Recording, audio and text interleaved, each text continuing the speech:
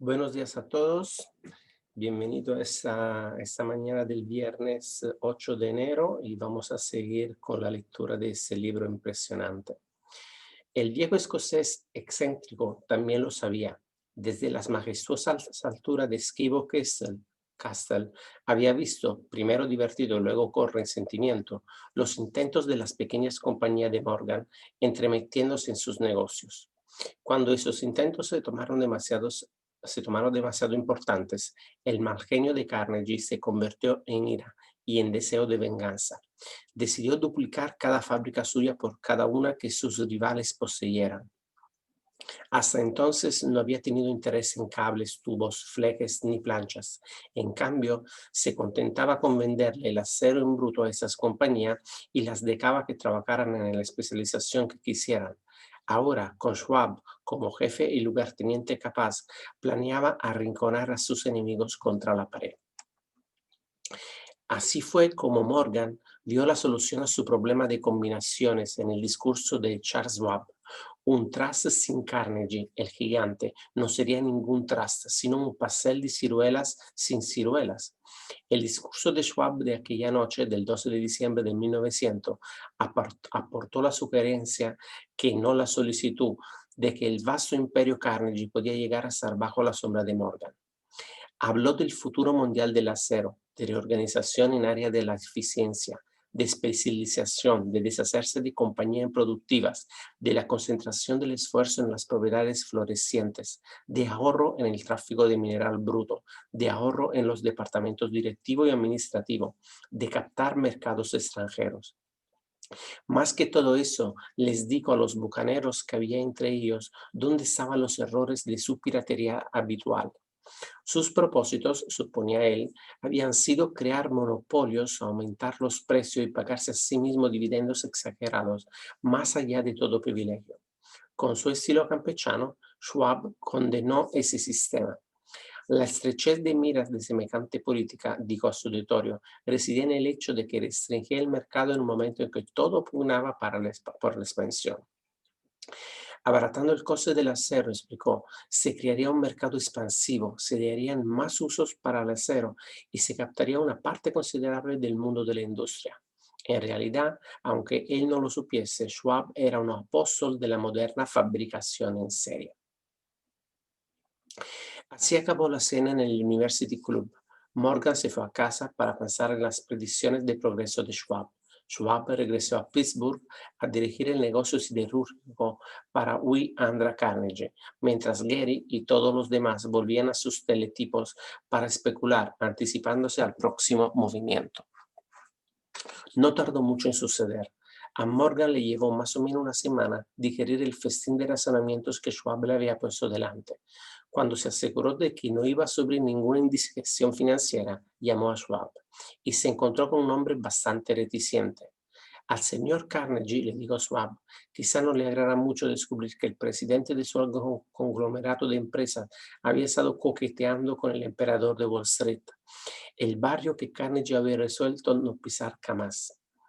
Entonces Gates, que hacía de intermediario entre Morgan y Schwab, sugirió que si Schwab estuviera casualmente de paso por el Bellevue Hotel de Filadelfia, Morgan podía coincidir con él en el mismo sitio. Sin embargo, cuando Schwab llegó, Morgan se hallaba enfermo en su casa de Nueva York y, presionado por el hombre mayor, Schwab viajó a Nueva York y se presentó ante la puerta de la biblioteca del financiero. En la actualidad, ciertos historiadores de la economía han expresado la sospecha de que esa historia, desde el principio al fin, fue planificada por Andrew Carnegie, que la cena en honor de Schwab, el célebre discurso del reunión del domingo por la noche entre Schwab y el rey del dinero, fueron un suceso que el sagaz escocés había preparado de antemano. La verdad es precisamente todo lo contrario. Cuando Schwab fue llamado a cerrar el trato, ni siquiera sabía si el jefecito, como llamaban a Andrew, prestaría atención a una oferta de vender, en particular a un grupo de hombres a quienes Andrew consideraba dotado de algo menos que la virtud. Pero Schwab acudió a la reunión con 6 hojas escritas de su puño de letra, llenas de dados que, según él, representaban el valor físico y potencial de rendimiento de cada compañía metalúrgica que él consideraba una estrella esencial en el nuevo firmamento del metal. 4 hombres sopesaron esos esquemas durante toda la noche. El jefe, por supuesto, era Morgan, firme en su credo del derecho divino del dinero.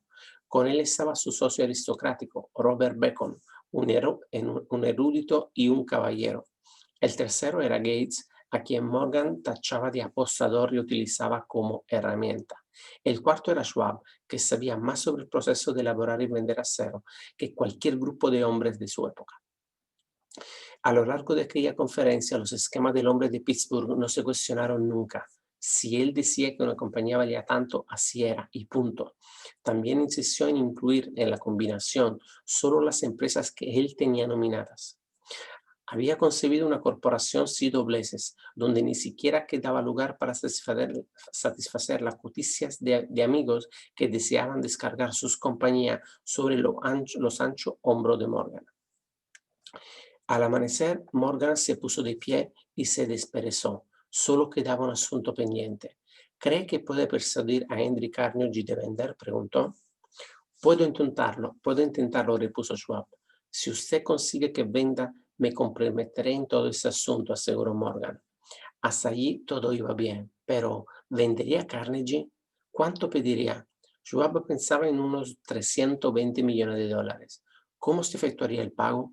¿En acciones ordinarias o preferentes? ¿En bonos? ¿En efectivos? Nadie podía reunir 320 millones de dólares en efectivo. En enero acudieron a un partido de golf en los helados prados de St. Andrew, en Westchester. Andrew envuelto en jerseys bien abrigado y Charlie conversando de trivialidades para ejercitar el buen humor. Pero no se pronunció ni una palabra sobre negocio hasta que la pareja se sentó en la cálida sala de la cabaña que Carnegie poseía cerca de ahí. Entonces, con el mismo poder de convicción con que había hipnotizado a 80 millonarios en la University Club, Schwab dejó caer rutilantes promesas de retiro y comodidad. De los innumerables millones que se desfacerían los caprichos sociales del viejo escocés.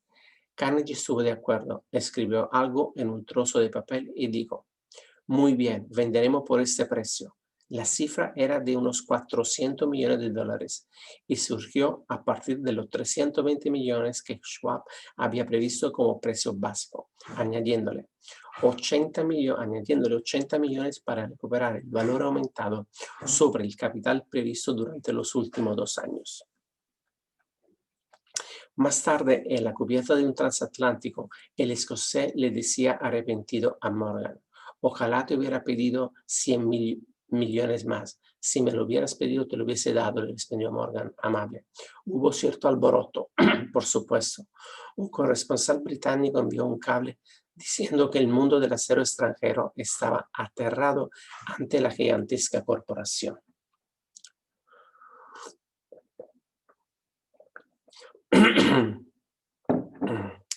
El presidente Adley de Yale declaró que a menos que se regulasen los trusts, el país tendría un emperador en Washington durante los próximos 25 años.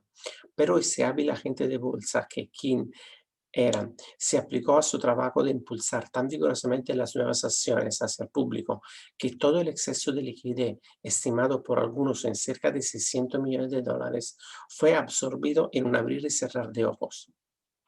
De manera que Carnegie obtuvo sus millones, el sindicato de Morgan consiguió 62 millones por todo su problema y todos los muchachos desde Gates a Carey también ganaron sus millones. Schwab, de 38 años, obtuvo su recompensa. Fue nombrado presidente de la nueva corporación y ostentó el cargo hasta 1930. La riqueza empieza con una idea. La impresionante historia del gran negocio que usted acaba de leer es un ejemplo perfecto del método por el cual el deseo puede transmutarse en su equivalente físico. Esa gigantesca organización se creó en la imaginación de un hombre.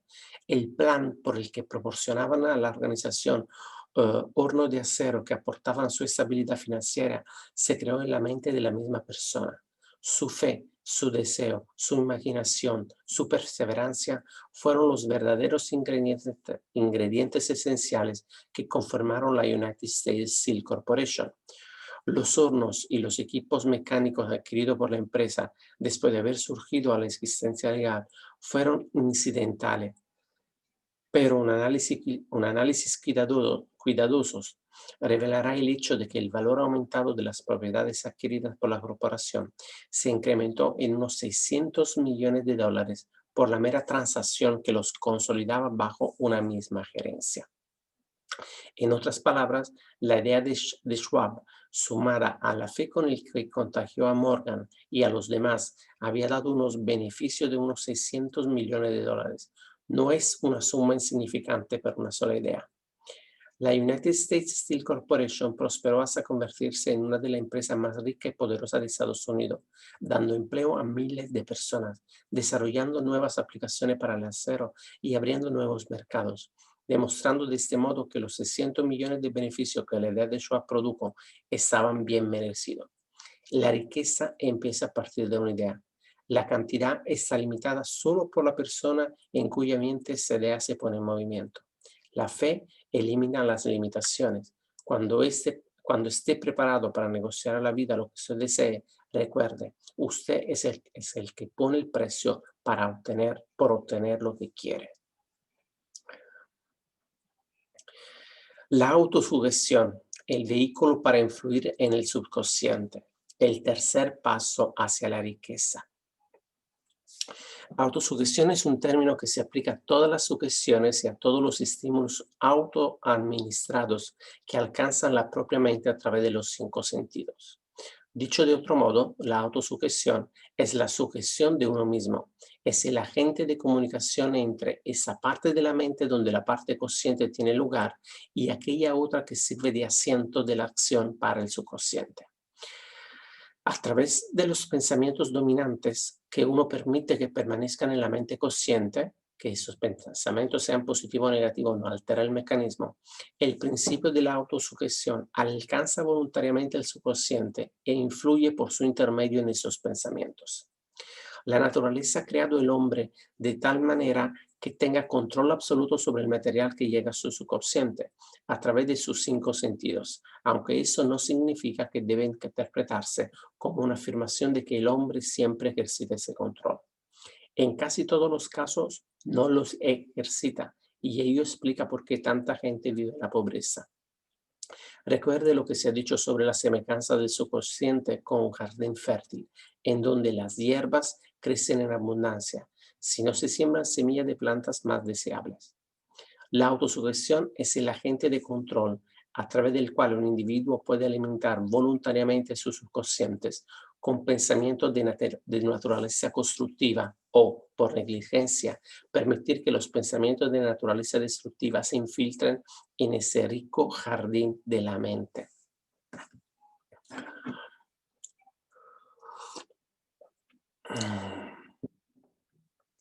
Vea y sienta el dinero en sus manos. En los últimos 6 pasos descritos en el capítulo sobre el deseo, usted ha recibido instrucciones para que lea en voz alta 2 veces por día el enunciado escrito de su deseo de dinero y para que se vea y se sienta ya en posesión del mismo. Al seguir esas instrucciones, usted comunica el objeto de su deseo directamente a su subconsciente en un estado de fe absoluta. Mediante la repetición de este procedimiento, usted crea con su voluntad hábitos de pensamiento que son favorables a sus esfuerzos para transmutar el deseo en su equivalente monetario. Retroceda a estos pasos que se describen en el capítulo 2 para releerlo con mucha atención antes de seguir adelante.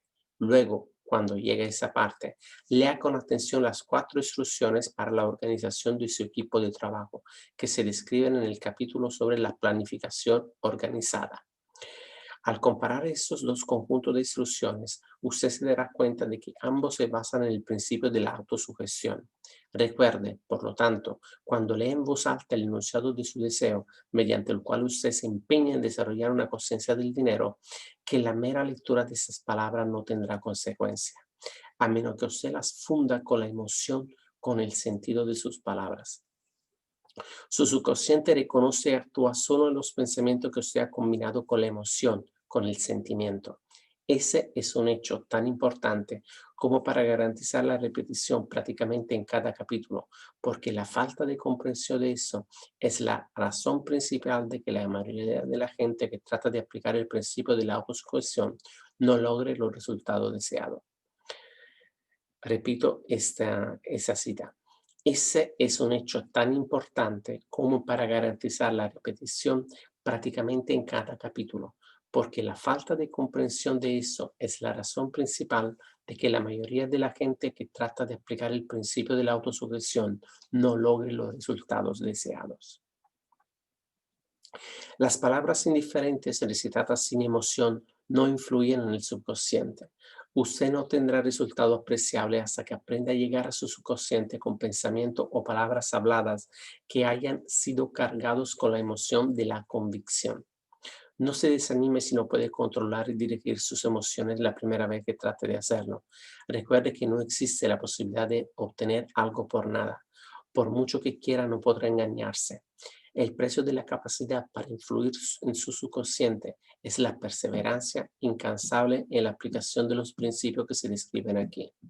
Usted no podrá formarse esa capacidad deseada por un precio menor. Usted y solo usted debe decidir si la recompensa por la que se está esforzando, la conciencia del dinero, vale el precio que debe pagar por ella con su esfuerzo. Su habilidad para emplear el principio de la autosugestión dependerá en gran medida de su capacidad para concentrarse en su deseo, dado hasta que ese deseo se convierta en una obsesión ardiente. ¿Cómo reforzar sus poderes de concentración? Cuando empiece a seguir las instrucciones de los 6 pasos descritos en el segundo capítulo, será necesario que haga uso del principio de la concentración. Así pues, le ofreceremos sugerencias para el uso de la concentración eficaz. Cuando empiece a ejecutar el primero de los 6 pasos, cuyas instrucciones son: determine la cantidad exacta del dinero que desea, mantenga el pensamiento concentrado en esa cantidad de dinero o fijada la atención en él, con los ojos cerrados hasta que, de hecho, pueda ver el aspecto físico del dinero. Haga eso por lo menos una vez al día.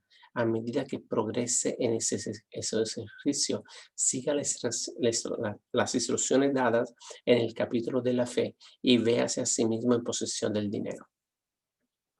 Aquí hay un hecho muy importante. El subconsciente asume cualquier orden que se le dé en un estado mental de fe absoluta y actúa siguiendo esas órdenes, aunque deban presentarse a menudo una y otra vez mediante la repetición antes de que el subconsciente las interprete.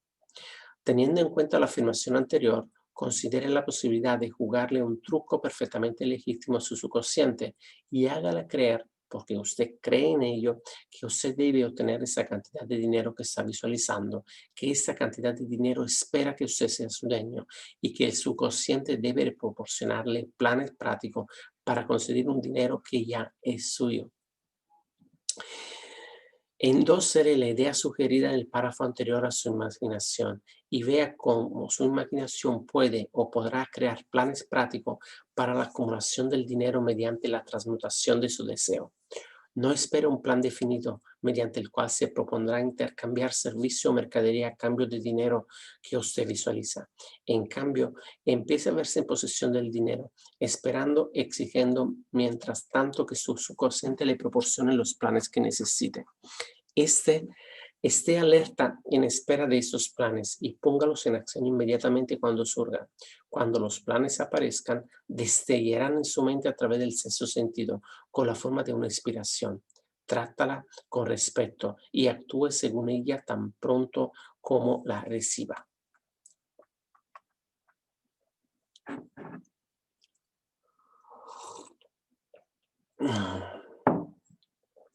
En el cuarto de los 6 pasos se le indica que cree un plan preciso para llevar a cabo su deseo e empiece de inmediato a poner ese plan en acción. Debe seguir estas instrucciones de la manera descrita en el párrafo anterior. No confíe en la razón a la hora de crear su plan para acumular dinero a través de la transmutación del deseo. Su facultad de razonamiento puede ser perezosa y si depende por completo de su servicio, quizá resulte defraudado. Al visualizar el dinero que se propone acumular con los ojos cerrados, véase a sí mismo prestando el servicio o proporcionando la mercancía que se propone dar a cambio de su dinero. Eso es importante. 6 pasos para estimular su subconsciente. Resumiremos ahora las instrucciones dadas en relación con los 6 pasos del segundo capítulo y las combinaremos con los principios presentados en este. Primero,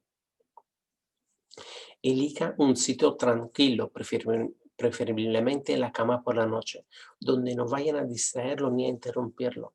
Cierre los ojos y repite en voz alta, de manera que usted pueda oír sus propias palabras, el enunciado escrito de la cantidad de dinero que se propone acumular, el plazo para esa acumulación y una descripción de los servicios de las mercancías que pretende dar a cambio del dinero. Al ejecutar esas instrucciones, véase a sí mismo ya en posesión del dinero.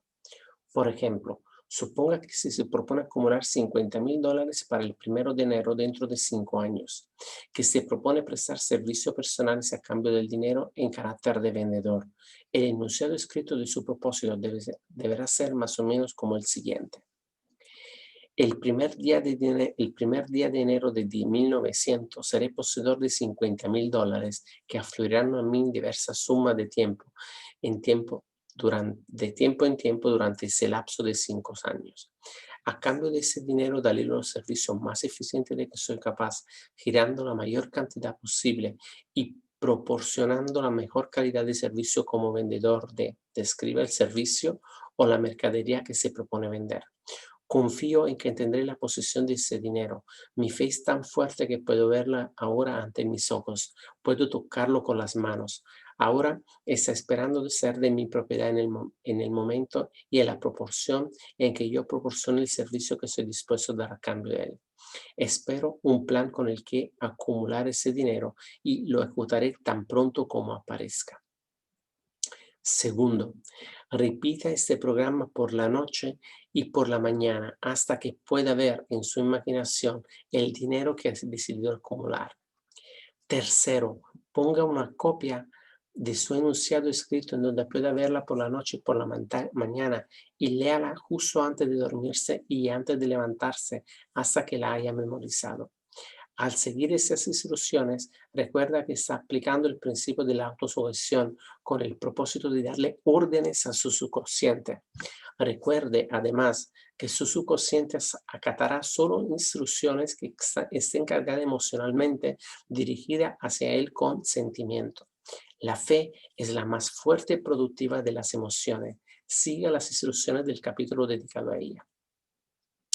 Al principio, esas instrucciones pueden parecer abstractas. No se dejen quedar por eso. Siga las instrucciones sin prestar atención a lo abstractas o lo poco prácticas que puedan parecerle.